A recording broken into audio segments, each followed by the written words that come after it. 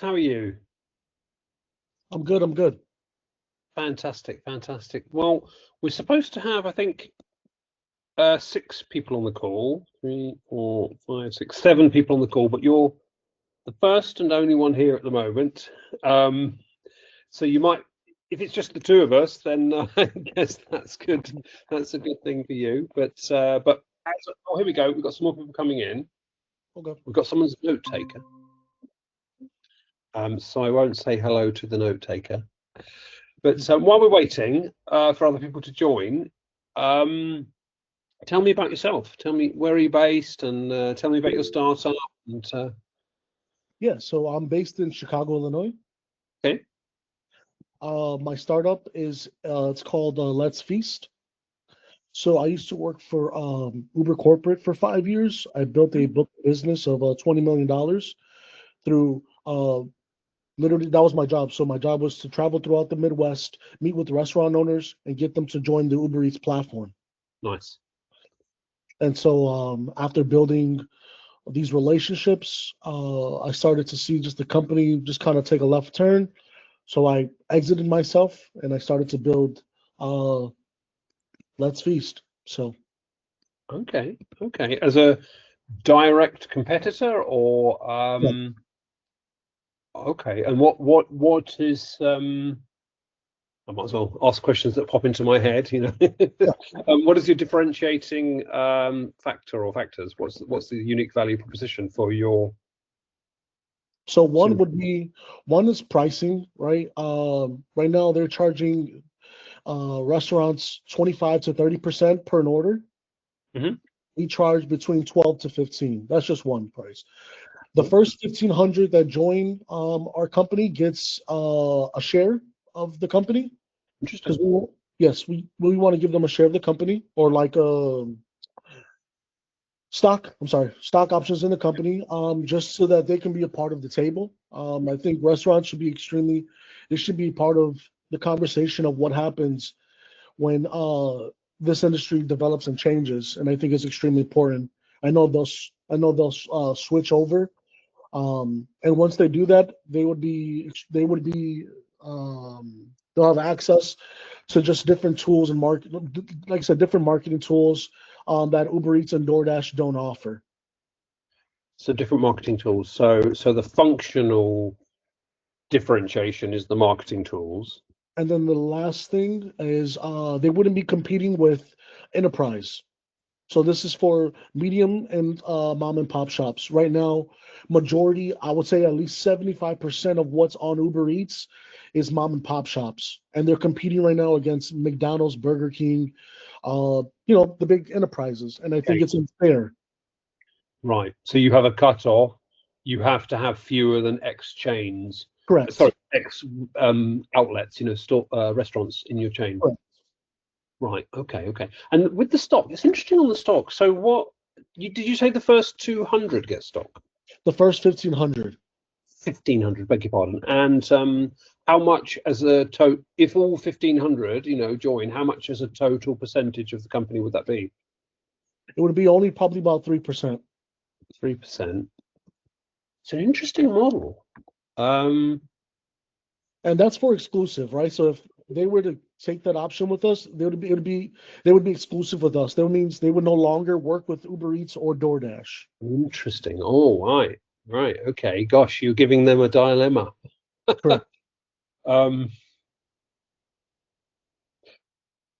that is interesting. I'd have to give that a little bit of thought. I've never Yeah. seen that in that way before. But have you considered doing it in tranches so that you can extend it out to more than the 1,500 and not give away much more stock? So you could say, the first 1,000 get, X%, and then the next 1,000 get a half of that, and the next 1,000 get a half of that, and do Yeah. it so there's a real incentive to be even earlier, they get more, but you're also doing it in such a way that that 3% or whatever the percentage is can be spread out amongst more people, so you're That's attracting more good. people. Okay. Yeah, that's good. Let me write that down. Yeah, so you'll get a recording of this clinic, Anyway, so and I use Fathom, which is great because it's got this thing called Ask Fathom, so you can ask Fathom what we talked about. Okay, all right, fantastic. And where are you at? What stage is your startup at? So right now we just built the MVP. It's not the greatest thing, but right now we're just working with a few restaurants, just testing, making sure all of the functions work, as far as making sure the delivery works for the delivery drivers. So yeah, and right now we're just trying to raise the money so that we can get more engineers on the platform to help us build it a little bit better, smoother. Okay, and it sounds like that's the back office part of the MVP. What about the user-facing part? It's pretty basic, to be honest with you. That's what I'm saying. We just need more. We need more money to kind of build it out a little bit better. Yeah, but you have it. You have a user-facing Correct. part, basic. Correct. But honestly, I mean, does some of the price savings get passed on to the end user? No. So No. the cost for me to buy a pizza through your platform or through Uber Eats is the same, for example. No, it's cheaper actually. It's slightly cheaper. Yeah, so some of the cost savings do get passed to the end I'm user. so sorry. I'm sorry. I'm so sorry. Yeah, correct. That's No correct. worries. I'm sorry. I heard that wrong. I'm sorry. Yeah, no worries at all. Cheaper. Yeah, so that's because I'm thinking about what's my incentive as an end user. So cheaper for end users. That's really good. It's,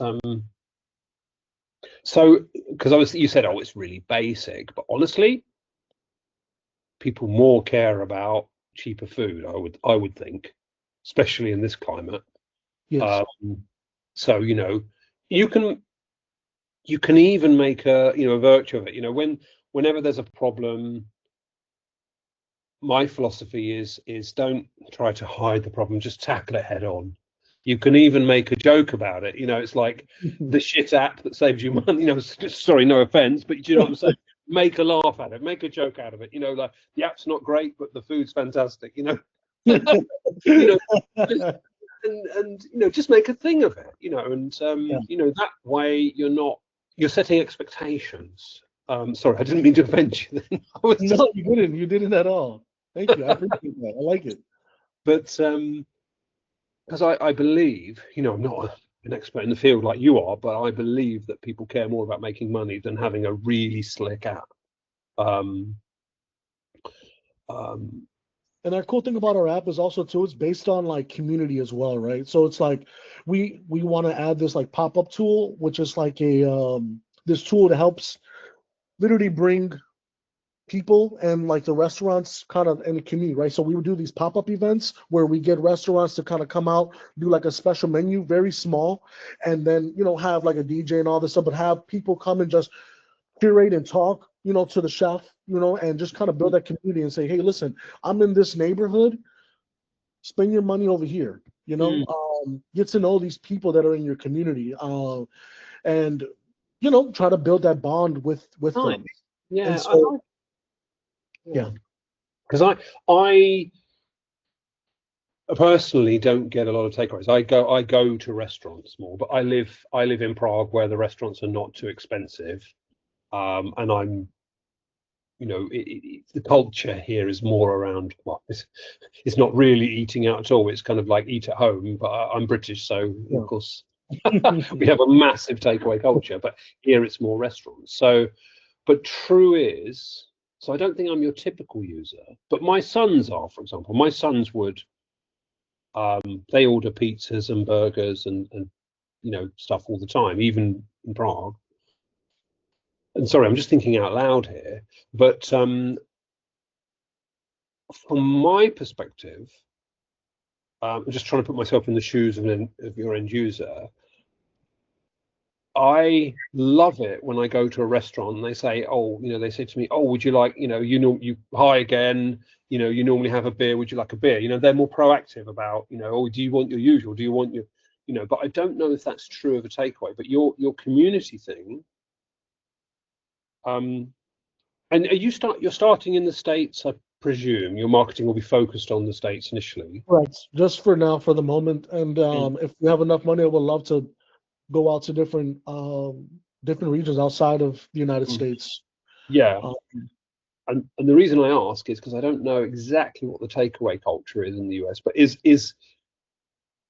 have you tested that, getting to know the people at your takeaway restaurant? Is that something that resonates with people? Correct. Right. Oh yeah, yeah. It's takeaway here in the United States is crazy. We're a Mm. trillion. The industry is $1 trillion business, Yeah. and it's honed only in by three. To be honest, three big players: DoorDash, Uber Eats, and Grubhub. Yeah. You know, and so I know at the end of the day, even if we get a small portion of that pie, right, Yeah. still we'll be in millions. So That's right. And it's a massive market, so you've got to be careful not to spread yourself too thin. So I guess the correct, sense, especially as you're talking about actual physical restaurants. So I guess the sensible thing is to start with local hubs, get Mhm. that momentum going, and then grow out from there. Correct. And Uh, that's what I'm saying. That's exactly what we're doing right now. We have about three restaurants that we work with. Like I said, we're just kind of burning out the kinks and making sure everything is good.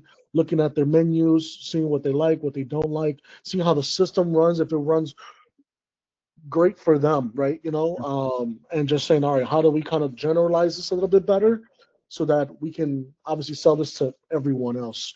Because right now they're kind of used to a certain system for the last 5 years yeah. or since COVID, right? Mm. Um, and so what we're trying to do is just trying to tweak it, make it a little bit better, right? We're not here to reinvent the wheel. We're just here to make it just a little bit better. And you're using feedback to do that. You're talking to the restaurants, Yep. as Owners. Yep. yeah, especially as they have this decision to make, which is, do I throw Uber Eats away where I've got a user base? That's the thing. They're throwing away like regular customers. Now, I don't know if they have access to those regular customers and saying, oh, by the way, we're moving to your platform. They don't. That's the thing. So Well, with ours, we'll be able to give them access to data.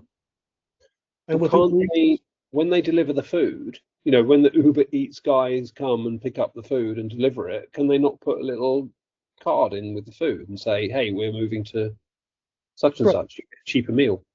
correct. We can, yeah. We have a bunch of things that we wanted to do. We wanted to kind of like post up on restaurants, inside restaurants that we're partnered with, and just really kind of navigating that through.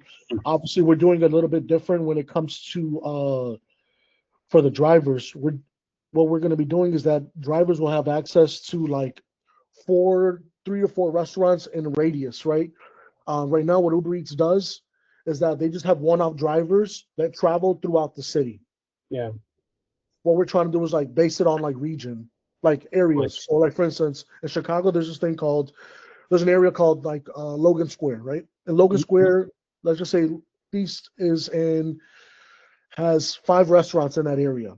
So there would be 3 drivers, and they would be literally just kind of facilitating that area and running all the driving, right? So now we're pouring more money into drivers instead of one-off driver that's here in Logan Square and then going 40 minutes somewhere else to another restaurant, right?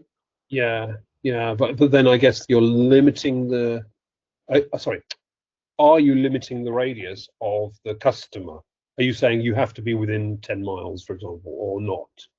Correct. So that's the same thing what Uber Eats does. Right. Each restaurant has a certain radius that they can only deliver to. Okay. I would consider, I mean, you've got to think about the overall quality of service, the overall delivery times. Yep. But, because in the extreme, let's say you had one driver, I was going to suggest, that you get free delivery within a certain radius, but then you have to pay more to be a wider radius and pay more to be a wider radius. So, because some people don't mind paying $10 to have their food delivered, extra because they like this food and they've got $10 to spare. But you have to be mindful of the quality of service over, so let's say your one driver traveled an hour to deliver food, to some rich person who is happy to pay $100. It might affect the quality for your other users. So it's a bit mindful of that. But Okay. often, I won't say always, often it's good to have like a platinum thing, which is, just for most people would be like, that's just silly. Why would I pay that? But for someone who doesn't care, that yeah, I don't care.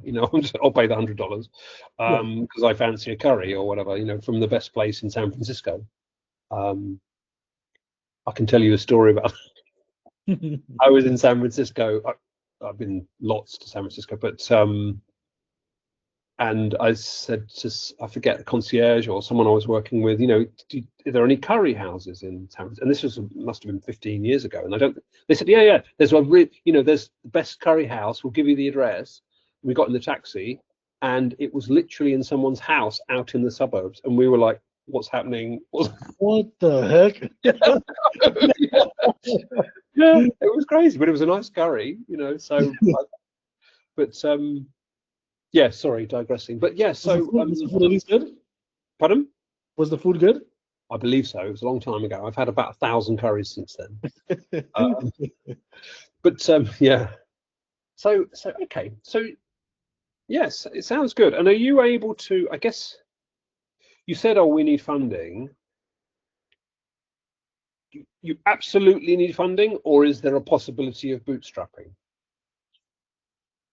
We have been bootstrapping. I've been, I work a full-time job as well too, and so I've literally been pouring every dollar and dime into this thing. But now I'm at my ends widths of pouring every single, Yeah. So now I'm trying to raise money and trying to figure it all out. Been meeting with investors and stuff like that, and it's just been really difficult in that. And so just trying to. Yeah. So I think, if I'm not mistaken, you've spoken to my team before. Is that right? I think so. Correct. Yeah. Okay. So it sounds like my sort of premium programs are not in your budget range, which is fair enough. That's true of most people. But I want to give you some help now on the clinic. I'm surprised no one else has turned up, but I guess that's good for you. And this is a nice conversation, so I don't mind. So I want to give you some, more advice on the call if possible. But also, I don't know if you've had a look at my academy, Yes. which is more of this basically in a group setting. Yeah. If you've got any questions about that, feel free to shoot them over. Okay. It's the academy, I'll be honest, the academy is early. It's very young. I've only got one other founder on it at the moment because I haven't been pushing it because I'm focusing on my one-on-one clients, but I'm starting to push it. So early adopters get more value. So this is my second clinic that I've run. Okay. First clinic I had 6 people on. I think 3 of them are planning to join the academy, but it's basically weekly sessions like this, plus community. So we can cover anything you've got. And at the moment, if it's just you or just you and one other, then that is good value. So in terms of funding them, you've started speaking to investors, have you? Yes, I have. Okay. So you have a pitch deck? Correct. All right. Not this second, but during either this session or another clinic, if you move forward with the academy, I'm happy to sort of review that bit by bit. I can do a quick overview or hone in on the key slides for you. But what feedback have you had, from the investors you've spoken to? It's been weird, to be honest with you. It's been really weird. Some of them like it, but don't respond back right after we had a one-on-one meeting with the pitch deck. I've had some give me feedback like, there's a lot of holes in your pitch deck. I've heard the opposite. I've heard this is good, that's good, change this, tweak this, right? And so I've come back to my pitch deck probably about 100 times. Yeah, that's normal. And say, all right, maybe if I do it like this, and then I will do that tweak and go to the next investor, and they're like, no, why did you do that? That's a bad idea. Yeah. And I'm like, oh my goodness. Okay. So sorry, go on, carry on. no, yeah, I'm sorry. So I've had a lot of mixed um, yeah, just Mixed emotions, feedback. feelings, and feedback. And I'm at this point where I'm just like, okay, so then maybe do I need to just focus on investors that are in my industry and not just like a wider range? Mhm, mhm. Because I've paid for like different like marketing or whatever they call like different agencies that have like 10,000 list of investors, and they'll create a campaign for me, and I've met with them on on Zoom and stuff like that. And um like I told you, some of them liked, some of them didn't, whatever the Yeah. case is. And then I've like haven't heard anything back. I've reached back out to them and no responses. Yeah. um so I I hear this stuff all the time. So first of all, don't panic. You know, this is the story I hear from all the founders that lots of founders that I help and founders that I speak to, etc., etc. So you you will get conflicting opinions, and it's very hard. You know, I have seen decks where it's like one investor will say this is too much information, one will say this is too little, one will say this is the wrong strategy, this is the right strategy. You know, you get that all the time. So I consider your pitch deck to be like a window on your business. It's not the source of truth. It's just a reflection of kind of a summary of it. It's just an articulation of it with a certain lens, you know, lens of getting investment. So fundamentally, I think you've got to have a solid strategy plan. Got to have a spreadsheet. I don't know if you've got a business plan spreadsheet, which shows, you know, what you need to spend money on, what revenue you think you're going to get in, the profit, and when you become profitable, how much investment you need. Do you have that spreadsheet? no, I don't have that as like a full-on spreadsheet, but I have something that has numbers on it, and but I don't have a full-on spreadsheet of like each thing. I probably should go ahead and do that. Let me give you something. 1 second. Bear with me. It's been a long day. Here we go.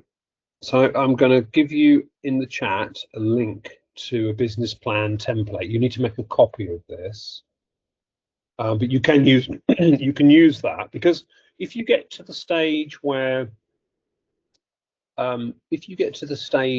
investors are like, okay, I'm interested now, they'll do a due diligence. And I don't know how much you know about this stuff, but they'll want to see your numbers. How did you arrive at your investment need? Gotcha. And what, when do you plan to become break even? What's the growth rates and all this sort of stuff. They want to check the numbers that you show in your pitch deck. So you'll need that business plan. Now, coming back to your feedback, how many investors have you spoken to? To be honest with you, probably about 80 to 100. That in itself is impressive. Yeah, I'm just being honest with you because, like I told you, I paid about $5,000 for this agency to kind of like create a like campaign list, whatever that they had. Yeah.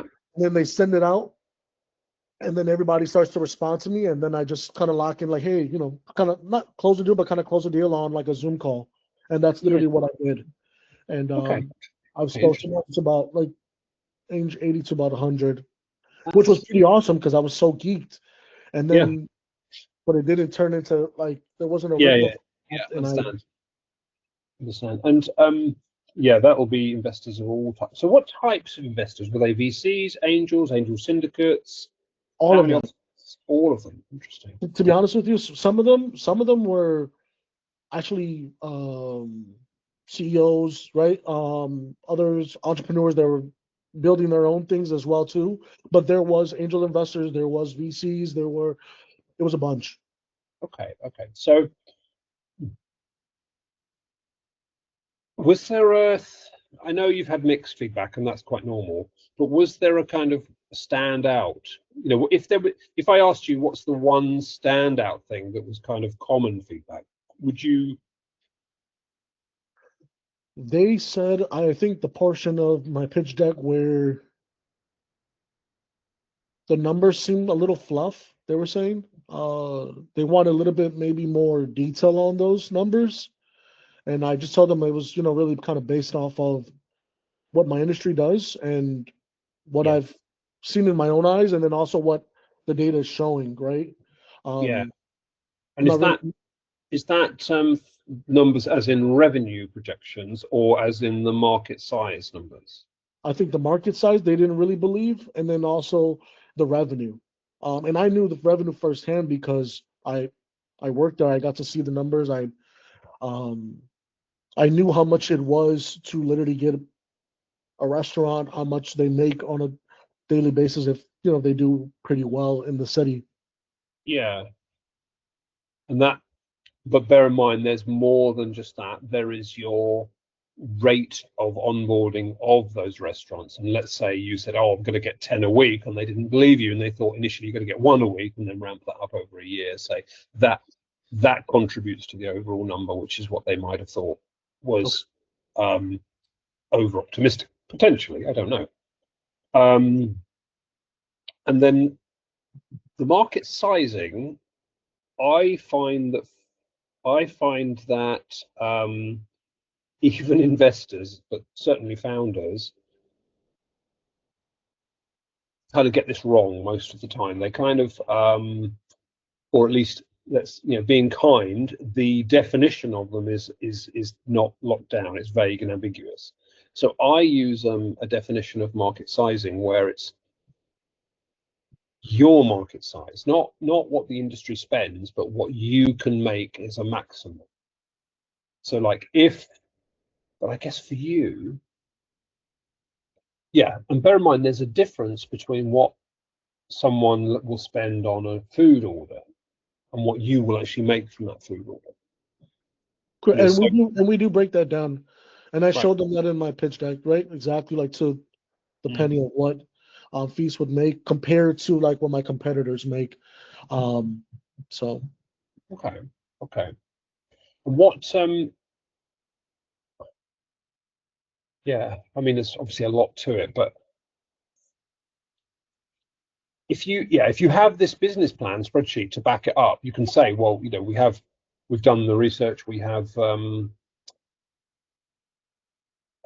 we have the numbers to back this up, and I can show you what's data and what's assumptions. Turn it into a conversation. Any negative feedback you have or worries or anything, you can turn that into a potential conversation. And obviously be. Unfortunately, some investors like you to massage their egos. So you can say, yeah, you can sort of agree with them, and I see how you see that, and yeah, I understand concerns there, but I can show you how we came to that figure if you want, and then you can tell us if you still think that's the case. Do you ask?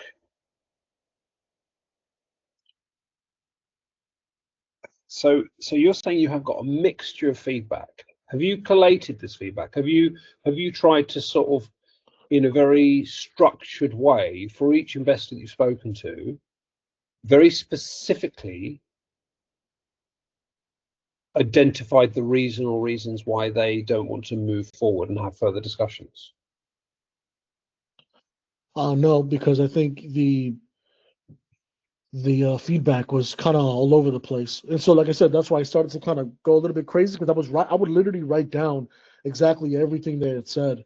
Right, I go back. All right, they said this. Maybe let me swap it out and change this. Ask like my colleagues' feedback about it, and they're like, I don't think we should change it, but if the investors feel like we should change it, then let's try to please them. And that was, I think, my fault, right? Because I didn't just stand 10 toes down of like, but I was just trying to understand because this is my first. Yeah, it's common. Honestly, it's very common to listen to some feedback and think, I need to change the deck. I see it so often. And my advice there is, you're the expert. Listen to what someone says and, think about, are they right? Or is this just, you know, you find that investors always have an opinion, even if they're not an expert in the field. That was another thing too. But I think also too is just like you said, just making sure that I can show them the budget, right? Like you were saying, just the Yeah. budget revenue, the budget for all of these things, how much it's going to cost to get a restaurant onto the platform, how to maintain them, like all of those things. I probably should have had it better so I can physically show them like, hey, listen, this is what's going to cost, this is what's going to take, keep to maintain them, and this is how much the company can make for each quarter by Yeah. doing this and how to elevate. So Yeah. that's And something I do need to probably make it better in my pitch deck. but you don't necessarily need to add that detail to the pitch deck. You know, too much detail and the message gets lost. Gotcha. You can turn the feedback or the questions that you're asked into a conversation, and you can say, look, we have all this detail. I just didn't want to bombard you. You know, of course, I can talk about it now. I can send you information. We can have a follow-up meeting. You know, turn it into an engagement, a conversation. Gotcha. And so someone says there's too little information. That's okay, great. What is it that you want to know? What is it you need to know? I'll get that to you, because I didn't want to bombard you. And if they say there's too much detail, say, yeah, you're probably right. Yeah, that's dodging ego again. Probably right.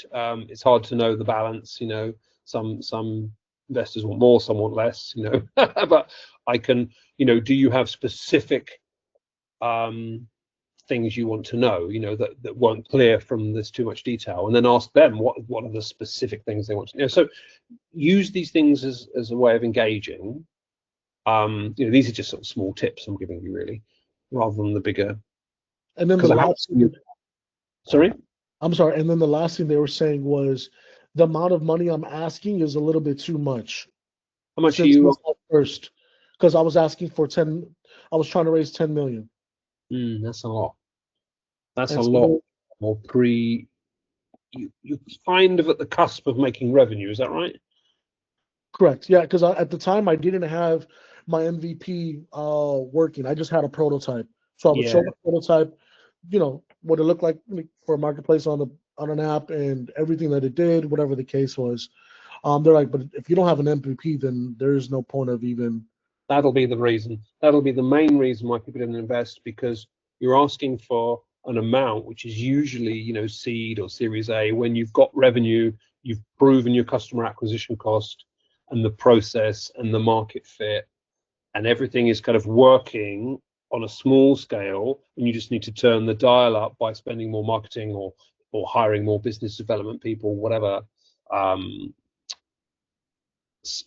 if you use that spreadsheet I sent you, I don't know where the 10 million came from, but you can use it to work out what you really need with a contingency. And of course, you can still choose to be more aggressive with your marketing and your business development, or less aggressive, or you can ramp that up. You can still use that spreadsheet to codify your strategy that you want to execute, but then out of that will come how much investment you actually need. Gotcha. Okay. If that makes sense. No, it does. It literally does. And so that's why also too I started just to kind of go lower and lower each time that I would literally meet with investors. I went from 10 million to, I think it was on my pitch deck, probably $5 or $2 million. And it really was just because I was like, I need help, building this MVP. I've spent money on, coders, and they've done half-ass things and then left me with kind of like really nothing really. So it was, it was very frustrating. I think even in that aspect, it was like, how do I try to figure this thing out? So yeah, it's a common theme. I hear this a lot. yeah. So hang on. So getting from here, then, let's say funding was off the table. Let's say you were like, there's no way you're going, hypothetically, there's no way you're going to get funding. You're going to stop thinking about pitch decks, investors. How do you start making money? And how do you then start making a profit? And then my watch is telling me how to make money. Thanks for that. and then how do you grow that? So if funding wasn't an option for you, and you had to get to a point where you start getting revenue in, what what are the hurdles there? What do you see the steps that are needed, and what are the hurdles to take those steps? Oh yeah, so right now it would just to literally turn on the MVP and then get the restaurant to start making orders for us and then literally getting users. That doesn't cost money. The only part that costs money is really we would then have to set up. We would have to buy tablets for everybody for all the restaurants. So tablets and I think marketing. To be honest, those are the two things we would need. And Okay, can you, so, from now, how many restaurants do you have that have signed up with you? we have 3 restaurants that we're working with. Yeah, we have 3 restaurants right now that we are working with to literally, like I said, take out the kinks. We're working out the whole thing. So, And you're working with them. Are they yet exclusive with you? Or are they still with? right. They're still with Uber Eats and DoorDash, and they said that they'll be willing to use us as well as them using Uber Eats and DoorDash um, until we get, the system fully Okay. fixed. Right. So why don't you? Because this exclusivity, this equity for exclusivity is a barrier. I think it's a interesting idea. Yeah. I'm not saying discard it, but I'm saying why don't you say to these people, you can come non-exclusively, but then if and when you want to be exclusive, you get certain equity. You get this equity, and that way you're not giving them an ultimatum per se. You're giving them a future benefit, and then you're putting your money where your mouth is, because you're saying, we believe that you'll become exclusive because you'll realize how good it is. So there's zero barrier to restaurants to join you. Correct. They literally go onto a website and and maybe they get a tablet if they become exclusive, or if they're these first 3, because you don't want to be, you might find you have thousands of restaurants coming to you because it's a zero barrier, and you don't want to have to buy thousands of tablets. But think carefully about that, because people have phones; they can use their phones or whatever. Anyway, why don't you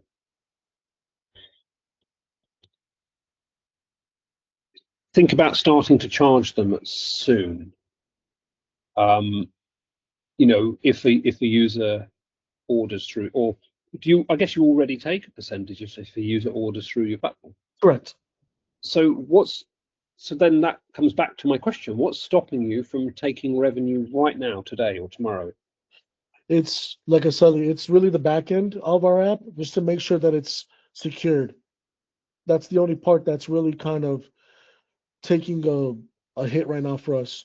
So right now we've been doing orders like since I work for a non-for-profit, and so there's a lot of us in the office, and then I have a lot of friends through businesses and stuff like that. So I've been giving them the access code to get into, place an order. So I'll tell them, hey guys, this day we're gonna place 100 orders. Like say for instance, we're gonna do 100 orders, and then I'll go around the city, as a driver, just dropping everything off.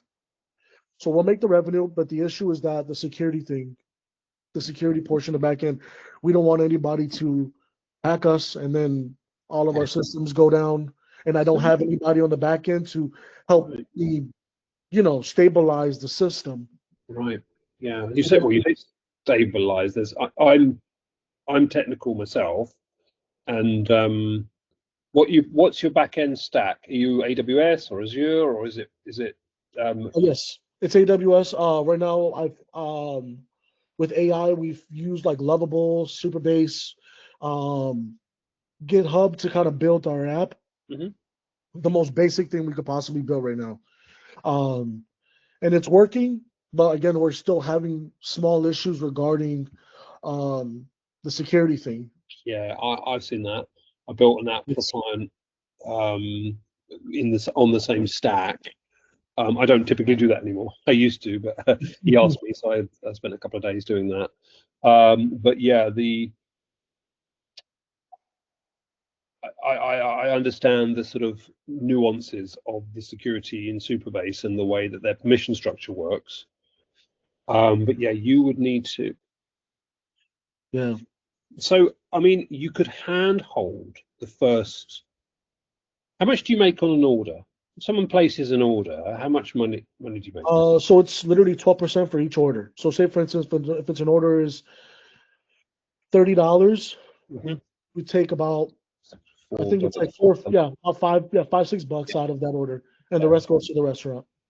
yeah, okay. Because can you handhold and just watch the order, check it? Do you have enough experience in you and your team just to sort of watch those orders, make sure everything's right, make sure that the backup happens, just manually. But then when you've got enough revenue, then you pay, like let's say $1,000, you pay someone to come in and do a shoring up of your back end, get that security solid as a one-off kind of thing.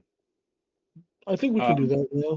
Yeah, because then you'll be like, take some more, you'll gradually ramp up and you'll gradually get more revenue, and that revenue can go into sort of marketing, business development, and just bootstrap yourself.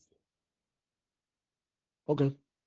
Um, I hear you about the hacking, about the privacy, about the data integrity. Make sure there's a backup done. I think I can't remember. Does Superbase do that automatically? Does it have redundancies and backups automatically, or is it a separate thing? It's a separate. I think it's a separate thing. And Superbase is also kind of complicated, to be honest with you. I've had to spend me and my operations guy. We've had to literally go through months of trying to figure it out because obviously, like, we're using prompts to get things done, and then when issues occur, we're trying to use prompts to get it fixed. But chat or whatever's prompting us to do it, and it doesn't really work like that. And since I we don't know code, and we're like, this Yeah, doesn't make sense. I had There's this you got very line. yeah, I had this very conversation earlier today with someone about it's great, but if you're not technical, how do you know to go in and actually change code and change configuration settings onto, yeah, I had the same conversation, and I don't know the answer Yeah, I other know. than hiring a technical. Even uh, with those guys, because I've hired two guys, and they've gone in. They're like, there's there's like 700 branches of code here. I don't even know where to even start. And that part also too, I'm like, okay, so if I'm hiring you and you don't even know what to do, how the hell am I gonna know what to do?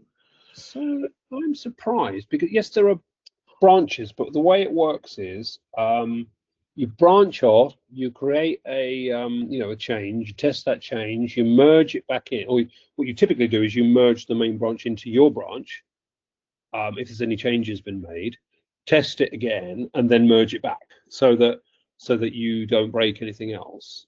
Um, so you can, after you've merged back, you can discard the branch. So you should only have one master branch, and that's your code base. Yeah. So now, if you're looking back to see what change happened and how it broke something, that's a different thing. But you can typically work on, there's only one code base, and you can take that and run with it. Okay, I'm just looking at Superbase now. There's replication coming soon. Yeah, so it doesn't have the right, it doesn't have it. The replication's coming soon.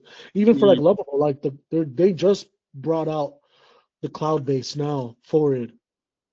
And so I was just like, and we've been working on this thing before they came out with their new that cloud base is that thing that would have helped us. Um, So but here we go. Yeah, I'm looking at Superbase now. Database backups, scheduled backups, projects are backed up daily. So it does have backups. It looks like by default. This particular account I'm looking at is a paid account, which I'm assuming you have. yes, we have a paid account, correct. Yeah, I don't know what the tiers are, but I think this account pays $25 a month, and they have daily backups. Okay. So you're backed. So in terms of data loss, looks like you should be okay. But check that. Go Okay. into the database settings and choose backups. Okay. Okay. But I don't think it should stop you from taking revenue, because ultimately, even if your system completely died, people have already got their food orders, or they can't make food orders now, or will go through Uber Eats. It's not business critical for you if your servers go down. A user would go on the app, it's like, it's not working. Okay, I'm going to go to Uber Eats instead, kind of thing. Yeah. Yeah. No, I was saying, should we? Because right now it's a web-based. It's a web-based app. Okay. Should we switch from a web-based app to? Is it reactive? Does it work on the mobile? Yeah. Well, then that's good. Okay. Now, if you have your mindset that we'll pay for things as we earn the money to do so, then that stops you sort of worrying about, that helps you really make decisions. So if you had a ton of, I've seen this before, so I shouldn't say this, Dropbox, for example, I was in their offices, I don't know, about 15 years ago, and they just got investment. And I saw it was a bunch of young execs, young developers, they're all fairly young, and you could see it. They were just throwing money away and waste it. Oh, we'll do this, this is good. And I think if you have that scarcity mindset on money, really, really, really focus on what you really need to spend money on, that'll help your bottom line long term, I think. Okay. And again, the other fundamental principle is use data. Speak to your customers, speak to us and say, are you okay with this? Is this okay? Do you need a mobile app? If you didn't have a mobile app, would you stop using it? Because if you say it like that, do you need a mobile app? Everyone say yes. But if you said, oh, if you just use the web app from now on, would you stop using the product? That's a different slant. So I think the key is you're providing them people what they want. What do they want? They want food quickly and least cost. Okay. So I'm just saying, I think you should consider taking revenue and see how quickly you can ramp that up. Use some of it to get the back end solid, so that you've got that confidence, and it's part of it's about confidence, that confidence to go to more restaurants, because at the moment I can see you're kind of procrastinating, you're kind of holding off from going to more restaurants and pushing out to users, and you're saying it's because of the funding, but in reality that's just one way of fixing the real problem, which is the back end. You're not confident in the back end. Correct. You're right on the money. Correct. Mm-hmm. And it makes me nervous because I just don't want that something happens and then people are like, yeah, this thing is a scam. Like he took our money, or that's the part that makes me extremely nervous. And right now we're attached to Stripe, and Stripe doesn't have the best reputation either. Really? Well, I thought Stripe was okay. I mean, I've used it many, many times. I didn't know it had a bad reputation. I guess recently, the last like 2 or 3 years, they've been withholding money from a lot of people.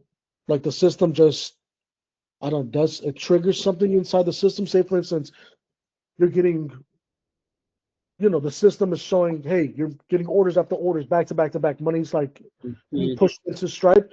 I don't know, in their system, it triggers something, and then all of a sudden it'll lock your your account. Okay, so two things. First of all, in terms of the customers thinking, oh, this isn't good, build a relationship with your early customers. Talk to them and say, hey, this is the CEO.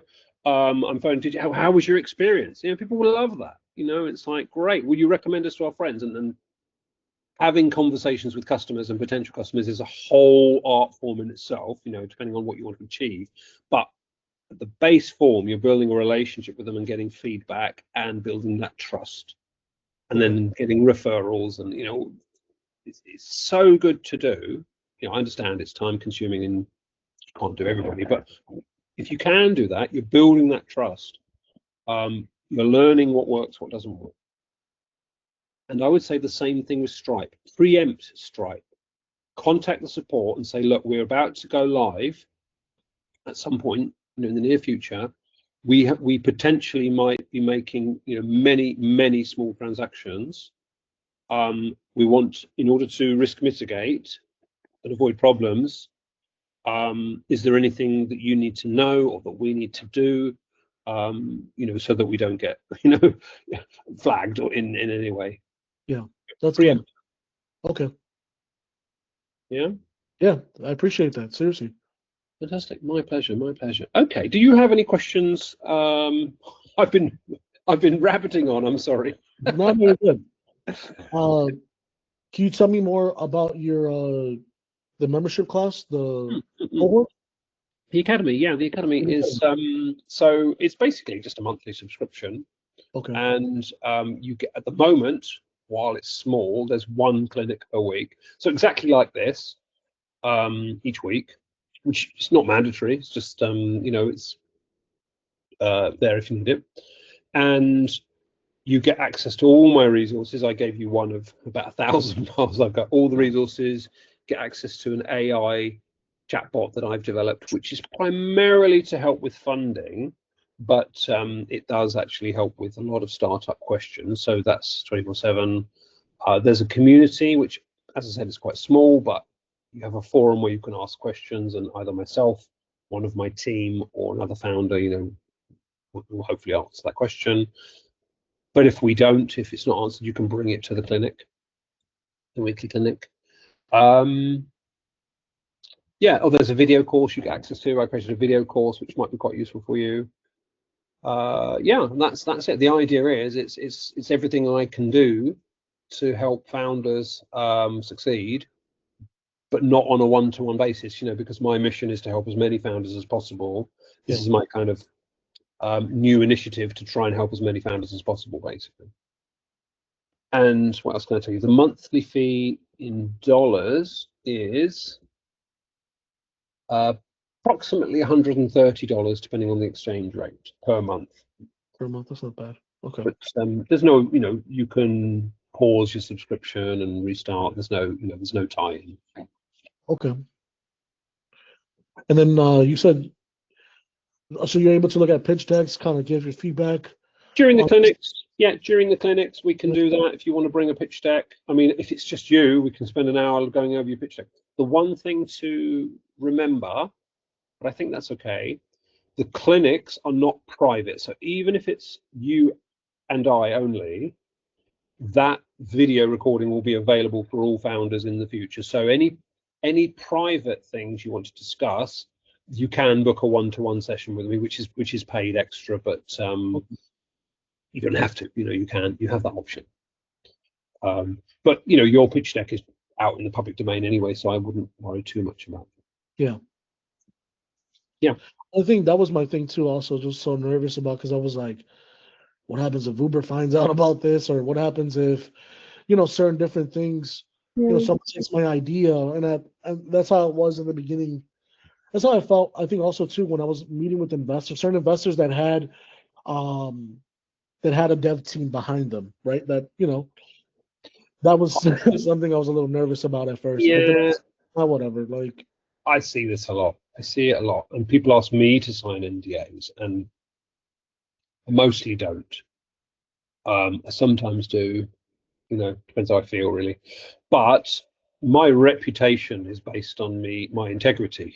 An investor's reputation is based on their integrity. If they once even took an idea from someone and implemented it, that's no one will ever go to them again. Their reputation's gone. So I tell founders, just don't worry about it. And I have hundreds of people coming to me saying, oh, this idea, that idea, as do investors, and can you be my CTO? I'll give you equity. And it's like, I get this every day. I get this offer. Hey, why wouldn't you want to do this? It's like, okay. That's awesome. Yeah, because I've chosen to help people. That's what I prefer doing. I spent 3 or 4 decades writing software. Awesome.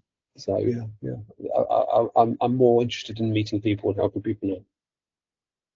It's called getting old. And what's the most money, if you don't mind me asking, what's the most money you raised So the biggest, me or for other founders? for other founders or for you or? Yeah. I did. My biggest exit was 8 figures, and I'm reluctant to tell you the actual amount, but I so the biggest deal that I helped a founder do was for $4 million. It wasn't. They were going for investment, but they ended up selling it. Oh, It was a bit of a not a bit of a weird situation. And then so another founder that I helped, she was raising $1 million and getting nowhere. And then after I'd helped her redo her deck, she was getting lots of interest, and she ended up getting I think it was $20 million of investment. But she was very credible, so I can't take yeah. all the credit for that, but I, take a little bit of credit for helping her. So I have uh, founders. It typically hundreds of thousands of dollars is the pre-seed amount, which is why I think your 10 million is quite high for pre-seed. Yeah, for sure. But if you get revenue, if you start getting revenue, you're moving more into that seed. Uh, there are some other bits and bobs you need as well if you call yourself seed versus pre-seed. It's a bit of a vague term, but I consider pre-seed to be pre-revenue and seed to be post-revenue, because they're achieving different things. Seed is all about ramping the revenue up. Pre-seed is about building something and starting to get revenue. So depending on the numbers, acquisition costs, growth rates, the time it takes, that kind of stuff, that's the point at which you can say, hey, I'm raising $5 million because I know that I can turn this $5 million into $100 million, because we know we've proven the model. But pre-seed is often quite small. Pre-seed is typically less than $500,000, although I do have at least 2 founders who are raising $1 million plus. Okay. I forget now. Sorry. Yeah, but typically around the handful of hundreds of dollars, and the industry success rate is very low. Wow. Really low. It's in the single figure percentages. I haven't, of my clients, not many of them have raised, but my percentage is in the double figures. So I've at least doubled the industry rate by helping founders. So it's, as I said, it's not massively high because there are many factors, not least of which they're still raising a good number of them. But Yeah. that's hopefully answered your question. And what's the biggest mistake the founders that they make on a Yeah. daily basis to get their? Well, I'll tell you. Hang on. I'm glad you asked that. Let me just give you a link to a page. Hang on, which will help you. So it's the resources page I've got. I don't know if you've seen it, but on there is an article I wrote about the top 10 mistakes. So feel free to peruse that. But I think the biggest mistake that founders make is to start building product before they've validated the idea. Okay. And even when they're ready to build product, the next biggest mistake they do is they go straight to a developer or development provider before understanding the requirements and understanding the process of and what the requirements of the tech, but the requirements from the development team as well. So they dive in without enough prep, without enough knowledge, and 9 times out of 10 get burnt. That's good. I mean, you yourself said you've had issues with the developers, and I can well imagine the various reasons for that. Because I've seen it hundreds of times. But yeah, it happens all the time.